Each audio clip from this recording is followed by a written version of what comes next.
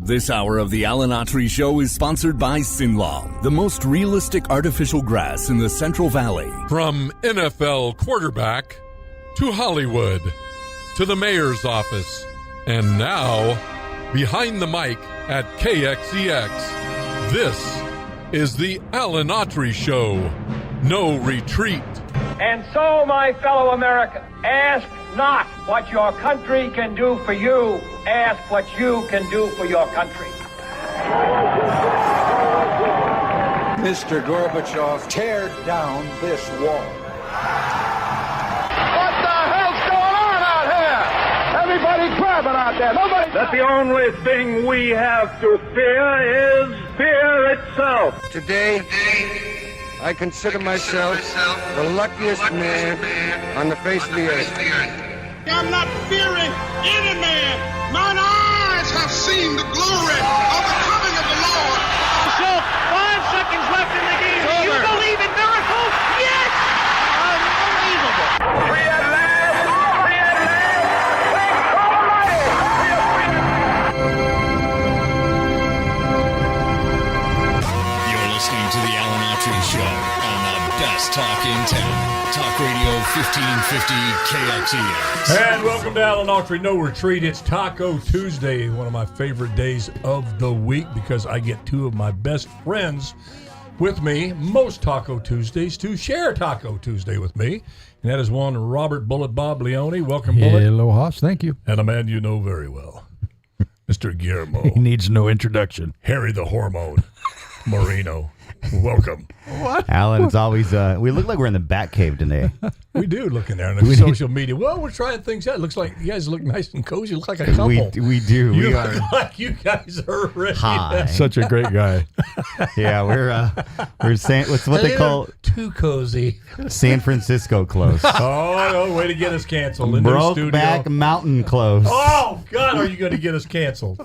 Taco Tuesday, you know, and we're going to not disrespect Chewy anymore. We got Chewy on the line. Gosh, He's been waiting every Tuesday. Oh, my he gets word. us started. Well, hey, he's one of our loyal fans. Chewy, Why how do you I doing, still laugh Chewy? at this?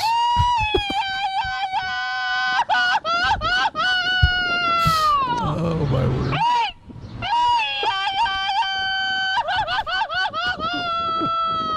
Oh, it's like a concerto. It's like it's like the opera. It's like an impeccable performance when he gives the Chewy yell. Well, he's enthusiastic. I'll give him that. Oh man, he loves our show. Up or down, whether people love others don't. He is loyal. He's always loyal. Chewy is loyal. And all right, let's kick this thing off. We've got a little graphic I want to show you. Those Radio Land won't see it, but we'll talk you through it. It's pretty amazing. New York Times. Siena poll. What's Siena? Is College. that a college? It's a college, yeah. Okay. I would assume a liberal-leaning college if you're going to partner. They got a with- football team? I think probably. I don't trust a college that doesn't have a Yeah, they're football going to play team. Michigan State next week, and they're 10-point and beat 'em. favorites. I think you can get a Pee-wee football can beat Michigan State at this point in time. Spartans are in trouble. All right, take a look at that graphic up there.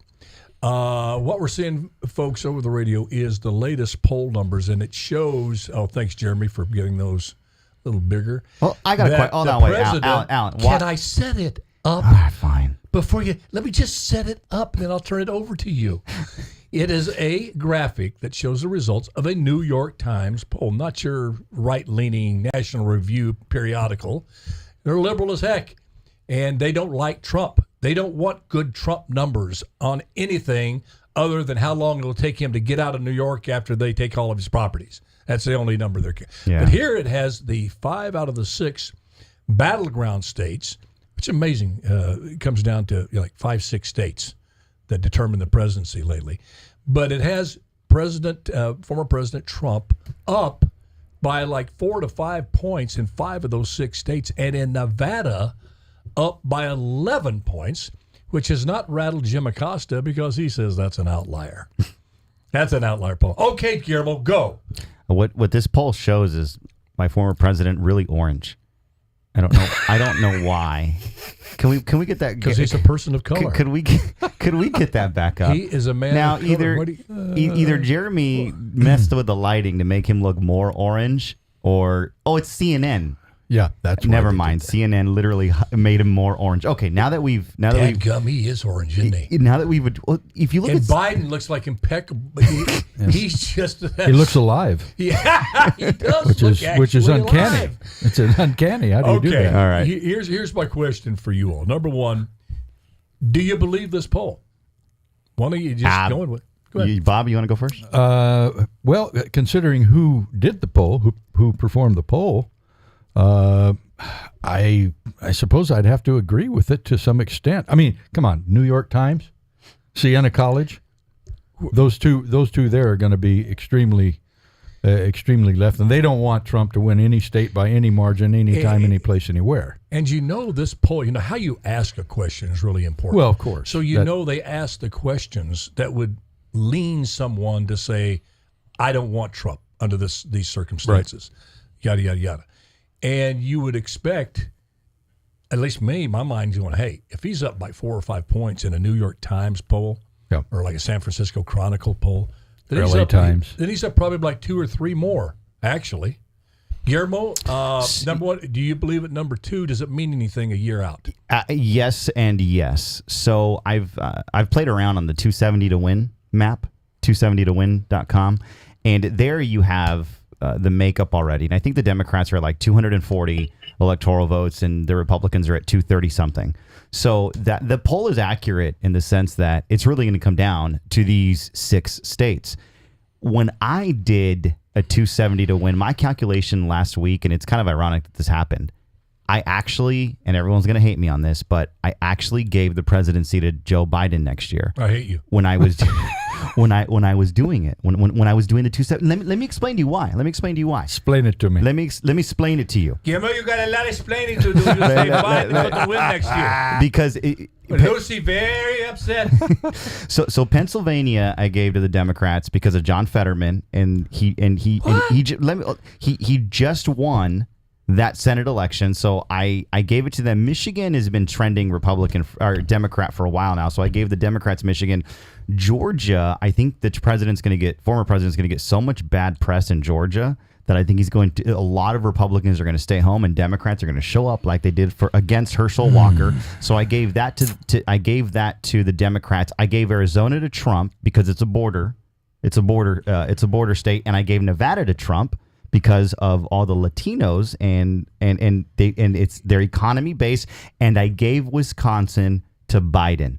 So that in my calculations, that put him up. Now, what's funny is this came out over the weekend, and I was looking at it. Oh, you're saying you did this calculation before this poll? Yeah, I did this before. Now, when I look at this, so do I sense a mea culpa coming? So absolutely. So not only do I like the results, but I'm telling you right now, Alan, I think this poll is dead on the money. When you look at Wisconsin, and do you know where the GOP is going to have their Republican National Convention this next coming year? Mendota. Kerman. Man, that would save Mendota. But would. They have it in downtown 100%. Fresno. Absolutely. That's where you really need to have Si it. se puede. So the Republicans are going to meet in Wisconsin. That's where they're having the national convention. The Republicans have put a bullseye on Wisconsin. So the Republicans know how important they need to win that state. So that's accurate. That's accurate. I think Joe Biden is. I don't know how or why he's leading in Wisconsin, but he is. Nevada By 2 points. By 2 points. Nevada, you have a lot of Latino workers in Nevada. They've been going on strike. I'm not surprised that Latinos are trending towards Trump, and you're going to see that everywhere in next year. You're going to see Latinos come out for Republicans, similar to 2016 and not 2020. Pennsylvania, I don't believe. I don't know why, but I just don't believe it. Michigan, I'm in surprise because that thing has been solid Democrat since he won it in 2016. Georgia, Donald Trump needs to, and I'm going to go on the record. If Donald Trump wants to win the presidency next year, he needs to pick someone out of Georgia for his vice presidential candidate. He desperately needs Georgia.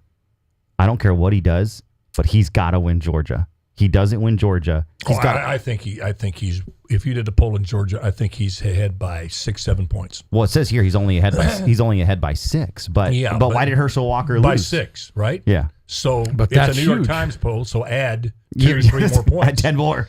So, Bobby, good analysis. I take those words back. Excellent analysis. Made a lot of sense.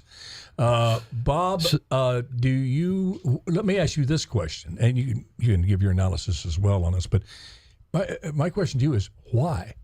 Why do you think this, at least at this little snapshot in time? I think a lot of a year's an eternity in politics, but I think in the spectrum of what can go wrong to hurt a candidate in the next year, Biden has more opportunities to continue to screw up than President Trump.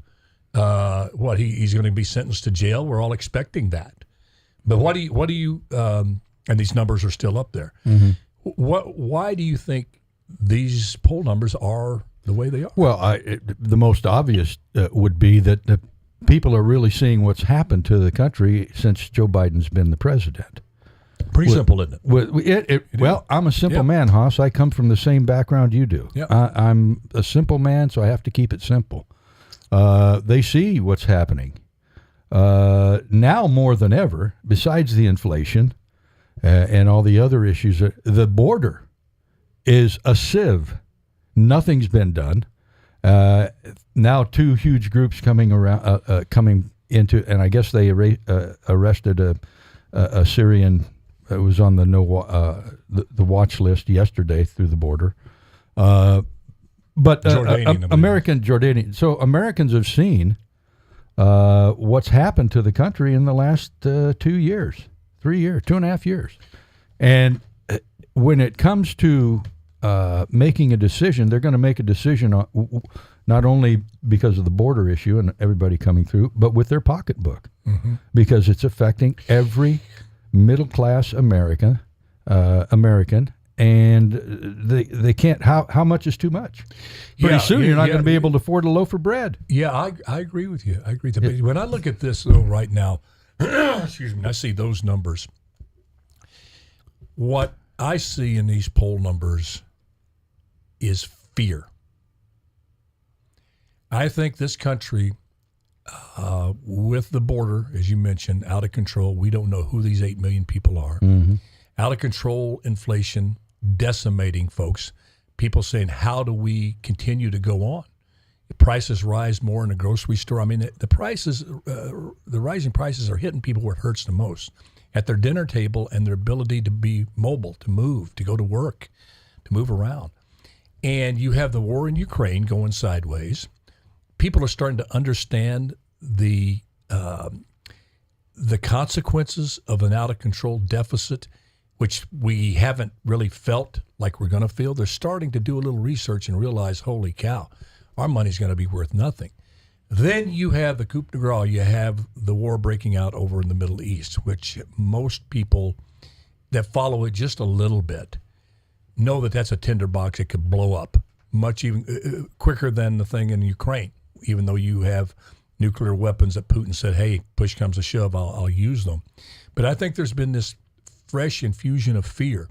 And I talked about this on the show a lot, that the FBI has a negotiating technique when they're trying to get a hostage situation resolved.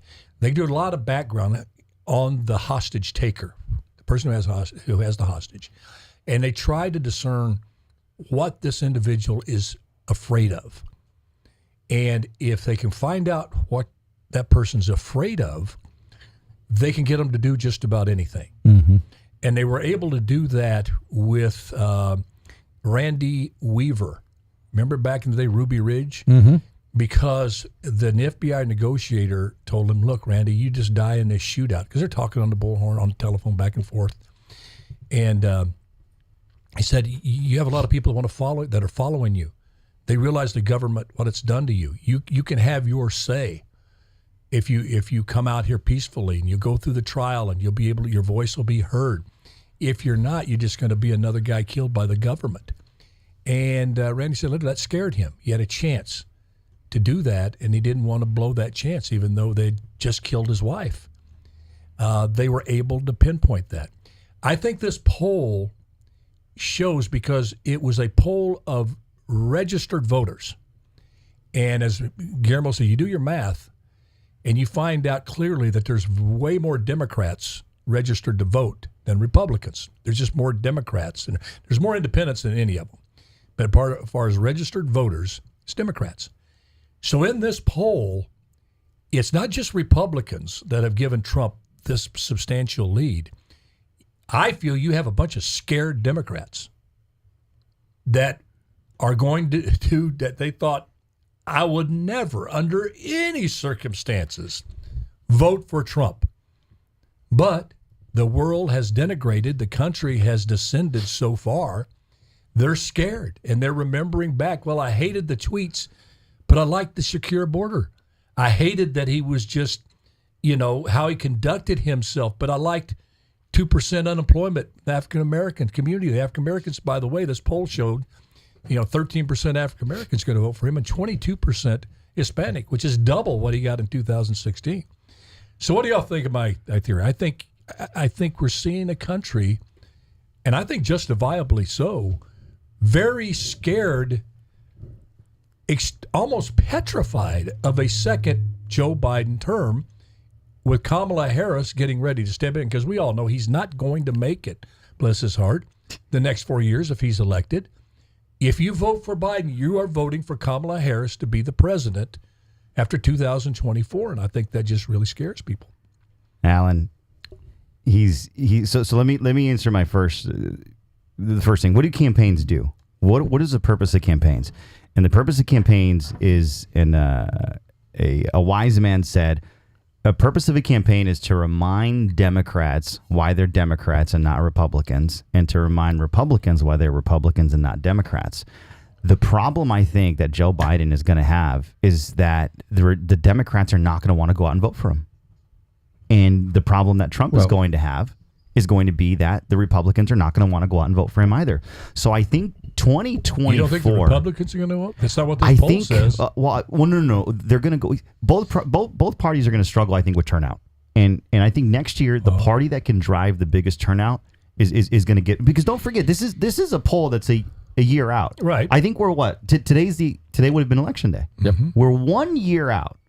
You got a whole load of campaigning that's going to get done. Yeah. So I mean, that's why I ask you, does it matter now? You said, yes, it does matter. And I understand where you're going with it. A lot of things can happen, but you say this is substantive. Yeah, it is. But Donald Trump, he's got two campaigns running against him. You know that, right? You got the Biden campaign, the Democrats, and then you have a campaign which are all his court cases. The legal campaign. Think about this. The Democrats are extremely intelligent because now they have state officials in these various states, New York, Georgia, was the other one, Colorado, if he's even going to be on the ballot. You have these state-funded politicians who are launching essentially another campaign against Trump, against his presidency. And that's just it. Yeah, but here's the difference. Here's why I don't think it's going to make that big of a difference. And remember on the show, God, it was months and months and months ago, might have been almost a year ago, I said if this continues to go forward with this attack on Trump, which is so transparent that it's a vendetta, it is a witch hunt, all the descriptions of a bogus process that you can come up with, that's what Trump is facing. All 91 indictments they wouldn't indict anybody else for. The people see through that, but they've opened this guy up with 2 impeachments. He's, with these cases, his personal finances, his tax returns, he, I think, clearly goes down as the most transparent candidate Amen to that we man. know That's so much about. We know so much about this guy, okay? What can they do in Georgia to taint him anymore that will make a Republican scratch their head? I'm not talking about the Mitt Romneys, the never Trumpers. I'm talking about clear-thinking Democrats that are so afraid of another Biden administration that has totally betrayed. He's going to lose the far left with AOC, Tlaib, and those guys because he won't blindly, at this point, back Palestine. Well, Tlaib's already said that in so many words. And you see, like, after he took the stand, and surprise, surprise, headline from CNN after he took the stand, Trump takes stand, very combative. Well, no one saw that coming. Contentious. Who saw that coming? And here's my point. He is brilliant when it comes to this Because there was saying CNN, all the so-called experts folks were out there breaking it down going, if I was this lawyer, I know he's going against what this lawyer is telling him. Don't say this, shut up, don't do this, don't do that. What you say can be used against you. I don't believe that's the case at all. I think that he and his lawyers worked their plan perfectly. Everybody's focusing on what Trump is going to say to get himself in trouble. What can he possibly say to incriminate himself? You know what Trump wants to do, in my opinion? He wants to trigger the judge to say too much, and a judge already has. The judge fell into the Donald Trump trap. That's a very good point. The judge said, I'm not interested in what you have to say. He actually says that on appeal, they're going to bring that up. You're not interested in what I have to say? Then why am I here? You completely made up your mind? Because you got to realize how this is. It's not a jury trial, folks. A lot of folks out there think this is a jury trial. This is a bench case, meaning it's going to be decided by one judge. Letitia James had to bring these bogus charges. This overvaluation of properties enough to take every penny somebody owns and kick them out of the state of New York, which is bogus. But you have to have a judge that would accept that case. Any honorable judge would have said, don't bring me this. I'm not going to take this. This guy was like a starving dog in a meat house. This Enduran, what's his name? Enguerrand? And a very noted and well-known far left-leaning judge who's given to the Democratic Party. The fix was in. Trump knows the fix is in. Trump knows he's going to lose this. And they're telling him, don't PO the judge. Don't get him upset. And this is my question. How in the world, there's something systemically wrong with this, where you have a situation, whether it be a Republican or Democrat, you can have a partisan attorney general have a personal vendetta against an individual because she ran on, I'm going to take down Trump, not knowing any of the evidence. I'm going to take him down. You go and give it to one person who is part of the cabal to take him down, and that one person dishes out the conviction and the punishment. There's something wrong with the system that I didn't know it worked that way. Did you guys? I didn't know you could do that to an individual. And you wonder why his ratings go up, his approval rating? Because people out there, their philosophy is they can tarnish him so bad with so many historic negative things that this guy's a crook, a bum, and this and that. And all they know is, 3 years ago when he was president, I was doing pretty darn good. and we didn't have wars raging everywhere. In fact, you had people backing down. We had jobs. You just go down. We had a secure border. Didn't worry about tons of people we don't know coming in and want to hurt us. And when they see a guy up there being railroaded, and especially in the black community, there's a lot of folks in the black community have had relatives, friends, railroaded by the system, and with no way to defend themselves, that this big machine came at them and for something that did not deserve the sentence they got, that are in prison now spending 20 to life, that really should not have gotten that severe of a penalty, but they had no way to fight back. They weren't a billionaire. Here you have a guy, a billionaire, saying, I'm going to fight for you. He's an example of the injustice that justice, that actually corruption masquerading as justice can rot upon an individual. That's why it's, and these folks on the left have to understand, America loves an underdog. You've succeeded in making this orange billionaire the biggest underdog and so relatable to so many people.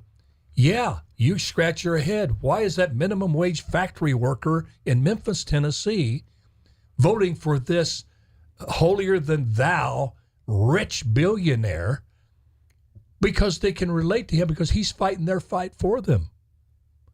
And that's why those poll numbers, and you can't go just to take somebody out. They see the unfairness of this. Guys, chime in anytime. They see a guy unfairly being treated, and they don't like it, even if you're a billionaire. Go ahead. I was going to say this guy over here. Oh. Well, yeah. Well, you know what? I'll just keep talking. I want to just keep on rambling. I think you got that's- two choices. But you had mentioned that very fact, though, Hoss, a number of months ago.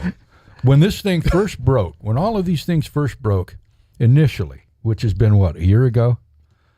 After about 6 months of that, you said, I wonder if the prosecution of this guy is going to make him a martyr or really make him someone that the middle class can relate to from a justice standpoint, from a legal standpoint. And I think that's coming to fruition. I think that's exactly what's happened as part of those numbers, certainly. The other part being the domestic issues that we talked about. But I think, maybe unknowingly, and it's funny, I was watching a news program this morning from Trump's attorney, and they were talking about the DA, what's her name, Letitia James? Letitia James, she's the Attorney General. Attorney General. And they were talking that this whole thing was a publicity stunt from the get-go with her, because they'd mentioned that through all of the court proceedings, she only shows up when Donald Trump shows up for the photo ops.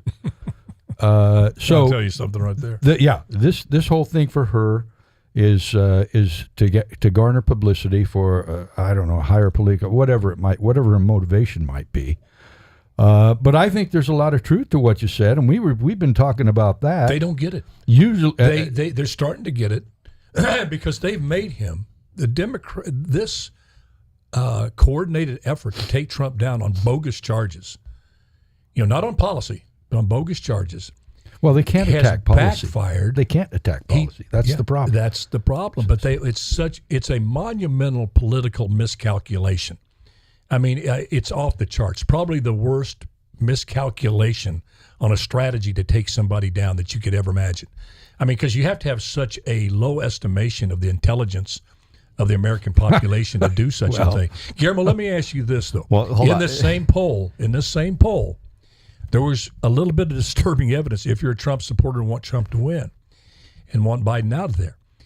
They said 6% of the respondents said that if Trump was actually convicted and went to prison, that would affect who they voted for. They would probably not vote for him.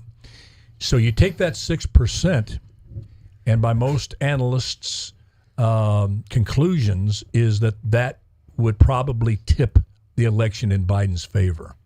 What do you think about that? That's very true. If he is convicted and if he 6% though, that's how I little believe it. That's how close this election is probably going to be. Oh, it is, yeah. That 6% that says I can't go the distance, I just can't vote for somebody that's in prison or heading to prison. Alan, like I said about the campaigns, you have the Joe Biden campaigning against Donald Trump. Then you have all these court cases campaigning against Donald Trump. The reality is, there's also a different campaign. It's not necessarily a campaign, but you know what the Democrats' insurance policy is? 1 year from tonight, you know what their insurance policy is going to be? Suicide? No, their insurance mass suicide. their insurance policy is going to be how they did it the first time. You don't hear any talk about voting integrity right now. You're not going to see the Democrats really stressed out about anything because those are you don't have to rig 50 states. You don't. You only have to focus on 6 states. And in those 6 states, how many of those precincts or how many of those counties do you really need? That number goes even smaller and smaller and smaller. So the reality is right now, I feel like we're all, we're looking over here like, oh, hey, look over here. Look at Trump. Look at the court cases. All the while, there is a systematic plan on how this thing is going to be won. Remember last time? It was like at 2, 3 in the morning. It's the same thing, guys. It's the same thing. Why doesn't anybody listen to me? Are you saying you're ready for a potentially last broadcast? Are you saying the election was rigged? In the entire no, not the entire election. Thanks for saving the show because I kind of have to be here. We can't be intimidated by you guys. The entire election, rigged. No, but a couple of states that they desperately needed. Was there a calculus done to make sure that They got enough ballots in those districts. You know what they did? And we've talked about this. They ballot harvest. They got voters that had not been registered. There's a ton of them out there. They went to Skid Row. They went to apartment complexes that are in the worst parts of town. You got people been beaten down. They went, got their signature, picked up their vote. They had this army of people picking up thousands of votes. And as you said, you look at these battleground states, when the winner is by just a few thousand votes, if that, in some instances. So they were able to successfully ballot harvest. And, you got to fight fire with fire. They push the envelope in terms of early voting. We got to push independents and people that just are not in with the woke agenda, which I think is most Americans. You got to be willing to fight fire with fire. You don't bring a knife to a gunfight, right? Exactly. Get out there and vote early, vote often. Yeah, absolutely. And I tell you, this is probably going to get some people riled up. I'm just saying the thing that should be on the table. If you're a Republican, RNC, and you're just concerned at all, I don't know if they're going to find this 8 million people or send them back. Probably won't. So what? Now what? You can curse the darkness or turn on the light. I'd say find out where these people are, because they're going to be, if the Democrats stay in office, they're going to push a pathway to at least vote. In New York, you can be an immigrant that's not a citizen and vote. San Francisco, you can vote. Without ID. Find these people, get them signed up as Republican, start, educating them of why the Republican Party and conservatives are really their friend, because they don't want you just to come in here to clean bathrooms and go, work at restaurants and collecting dishes and be a dishwasher. We want to make you own your own business, have an opportunity to get educated and own your own business. These wokesters that let these folks in, they don't care about that. They want a permanent underclass, and they want you beholding to that political party. They want to put a ceiling on you that's about 2 inches high, so you will show up to get your government check and government food every month. They don't want you to reach the American That's the socialist dream. way, Haas. I'm saying, get to these folks, even though they're here illegally, start the process. Well, Alan, you're advocating. Listen, you want to win the war or not? You can't pretend they're not here. Yeah, I'd be up for deporting, if come here illegally, all of them. If you're here illegally, we're a nation of laws. But if they're not going to, don't just hand them on a silver platter, 8 million votes to the Democratic Party. What do you want to live on? Just die on that principle as we live in, I mean, I know that's probably not going to sit well with you, Guillermo, but maybe I'm wrong. Guys, what I'm saying is go after every vote you can. Quit saying, well, you're going to have to. compete. But Republicans aren't compete for the vote. But Republicans aren't going to. I can't go to Mrs. Smith's house and say, "Hey, can you give me your ballot?" I was a Republican. I went right into the poorest neighborhood who hated Republicans, and I feel because I was present there, told them my position. I get booed the first time. I had a friend there that settled people down, but you know what? They thought I'd never come back. I came back the next week. And my statement, I got them to laugh, going, I'm back because I think that there were certain people here deprived of the chance to boo me that weren't here last week, and I would like to start off by laughing. And they laughed. And then I was able to get my agenda for Fresno there, and I wound up getting so much support from Southwest Fresno, Southeast Fresno. Republicans have to convey the message that we need you, okay? Right now, the message that we're conveying is you need us. We're telling the voter, look how crappy everything is. But we have to give them a reason. Why we do. We need do. you to win elections. Yeah. They have been taught that it's the rich, white, Christian, straight male, of which they have said makes up most of the Republican Party, and they want to keep you down because you're a person of color. Okay, do you know they did interviews streets of Chicago? Not just one person. It's like 65% of the people they interviewed thought that the police have killed thousands of unarmed young black men every year. They've been told that. Yeah. By Democratic leaders. The Democratic leaders know that that's false, but hey, let them think that. They don't care enough about that individual's health, mental health, to be so scared to send their son out to go buy some groceries, their black child. I mean, you have a chance of being struck by lightning 4 times in a row than being hurt by a policeman, regardless of what color you are. And most of the people that are roughed up and killed every year are white. Now, those are just facts. Mm-hmm. Well, remember there was but when people, you got to go deliver that message. But and tell them, I want your kids to be able to not be trapped in a failing school, to be able to go to the school of your choice. Oh, that must be a Democratic agenda. That's a Democratic. No, it's a conservative principle. Well, I didn't know that about conservatives. All right, you guys get the rest of the show. I'm sorry. Go ahead. You got 6. We didn't even take a break. I was going to You say. hear me talk about dreams. Folks on radio, have you heard that commercial more than once? Oh, boy, have we ever. It's a great school. I got to do some more ads. I'll do some more. Go ahead, guys. Finish the show. But bad. Are we Any subject you want. any subject? Have you ever seen anybody more arrogant than Letitia James? Oh, yeah, of course. There's Hunter Biden. Why are you looking at me when I say that? Hunter Biden, Nancy Pelosi. I mean, there's a lot more people arrogant. Go ahead. Let me. Can I? Yes. Let's transition here. What? Let's into another. Not No, man, you are really losing it. You're turning liberal on me left and right. Do I need to move? Not today. Do I need to move? I'm going to get out of this. I prefer not to transition today. Ask me Friday. I'm going out the door real quick if that happens. Listen, there's so much I want to talk about. I want to talk about Israel and what's going on. This weekend, I was out getting my pressed juicery, all right, at River Park. And I sound like a liberal, huh? I was getting my juice, my $8 juice. So I was getting my $8 juice, and the Palestinian protest, I mean, it was pretty big in Fresno. You got about 200 people out there on the corner of Knees and Blackstone. Yeah. And they had this one, they share they take like 20 minutes at the Bullhorn. And she said something that really made me stop, and I went over there and I started recording because she had stated that Israel were terrorists and Israel needs to stop existing on the street corner with 200 people in public. And I thought to myself, wait a minute, like they're saying it out loud.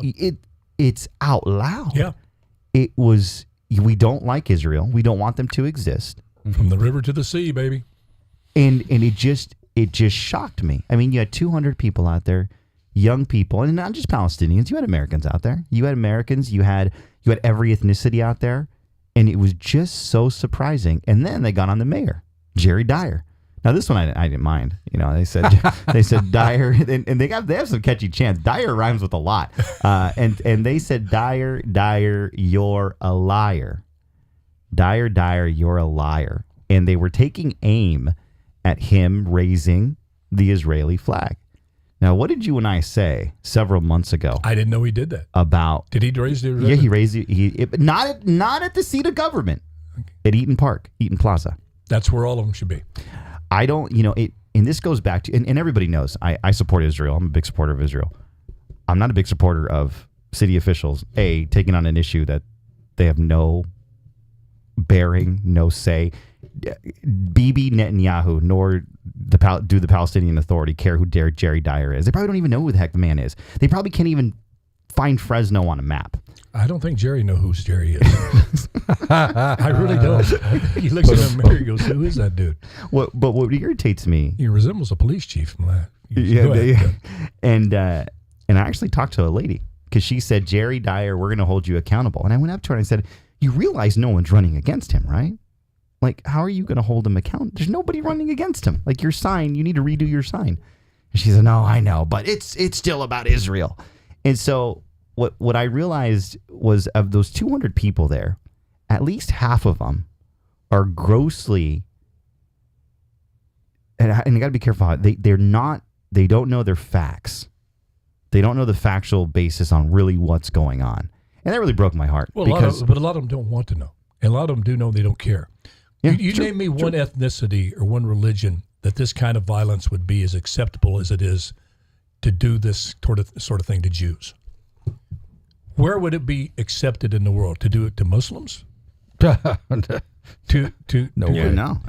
mean, it's, you stop and think about it. It seems to be, and it has been for thousands of years, the only acceptable ethnicity to go out and try their hand at genocide. Yep. You know, and if they use that term genocide, throw it around left and right. You know what that phrase, you guys, and what is wrong with the Ivy League? Yeah. What the institutions question. of higher learnings? They are producing more haters. Well, you know of what I call Jews them. than all of academia combined, and they're coming out chanting this phrase from the river to the sea. Go ahead, Pearl. Do they even know what that means? I don't know that. Here, let me tell you real quick what that. Go ahead. It's institutions of lower learning nowadays, Haas. You have these kids who have been taught from early on about a progressive leftist agenda, and they just accept it, believe it as fact. So that by the time they get into college, it's even more ingrained, and it keeps getting pushed further and further and further. So now you've got radicals on college campuses all over there, and we had them in the '60s. But not anything like this. But There not was against lines a specific justifying group. murder.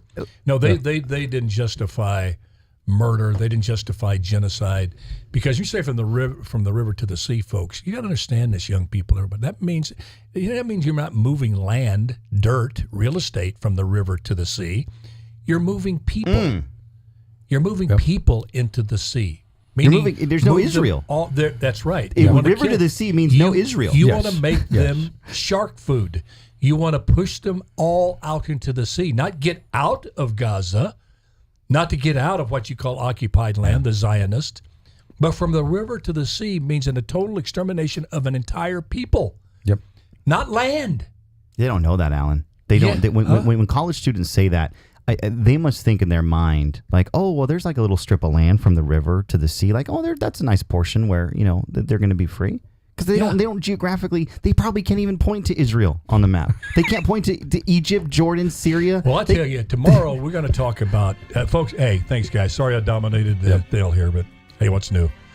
It's your show. You have to dominate. It's your show. It's the Alan I Autry know, show. but you guys come in there. Folks, I love you. Appreciate you for tuning in.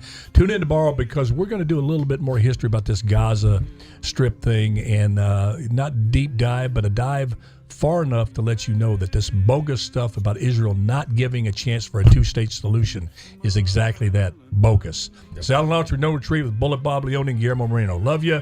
Do your best. Let God do the rest. We'll see you tomorrow. Bye-bye now.